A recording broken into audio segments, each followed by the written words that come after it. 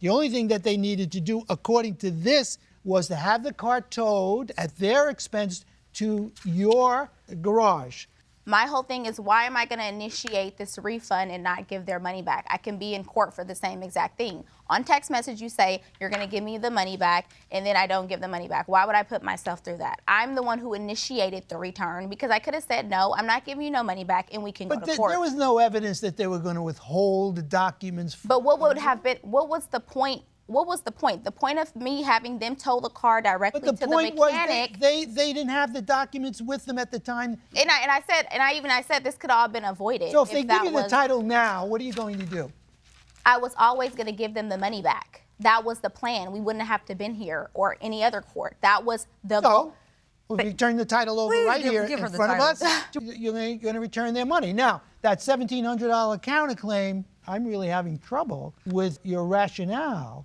My rationale, requiring them to pick up that tab. My rationale is that when I took it to Speedy, there was nothing wrong with the car. I don't know what could have happened in the time between me giving them the car and my car getting towed. I think the mechanic shop that looked at your car and said that there was nothing wrong is the reason we're here. I don't think you realized after you took it to the mechanic shop that there was still something wrong, but I think they told you, oh, we fixed the leak, we've done the best we could, and they didn't. So I think really, at the end of the day, the bad actor here is the mechanic shop. Okay, I don't have any further questions. Are we good? I'm good. I think we're good. We're going to excuse the parties while we deliberate. Thank you very much. Thank you. Thank you.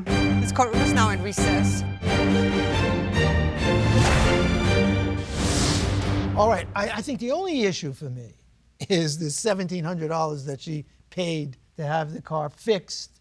I'm just troubled by how that came about. I don't know whether the mechanic said to her, in order to get the car to drive, I've got to do this, this, and this. And so she went ahead and told him to do it. Assuming that the agreement was as the plaintiffs outlined, and this turning over of the title was just a ministerial part of that agreement, which really shouldn't have prevented her from returning the money. Unfortunately, I think she's stuck with that $1,700 bill. I agree. Yeah, and I think at the end of the day, there was a problem with the car. She took it into a mechanic shop to have it fixed. They didn't remedy the problem. And sure enough, 15 miles later, the car's leaking coolant again. They had it for less than, 3 hours? She's had it for a year and a half, and somehow it's their issue. But if she just would have accepted the car, gave him the $3,700, she would have gotten her title. She eventually still would have paid for those repairs. I agree. Right. So she can sell that car now. It's obviously going to be a lot better than what the plaintiffs got. Some upgraded parts. Some upgraded parts. And so, yeah, I think this was just a waste of time. And I think that we have the title here from the plaintiffs. I think she's entitled to receive it back. Yeah. This was a game of chicken, and they should have resolved it rather than coming here. Game of chicken. I like that. There you go. Game of chicken. All right, we've reached the verdict. It's unanimous.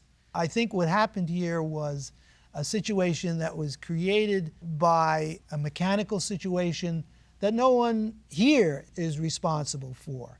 And therefore, the plaintiffs had a right to reach out to you to ask if you would rescind the sale, take the car back and give them their money back. This issue of quid pro quo, I'm not giving you my car unless you give me the title, that falls by the wayside.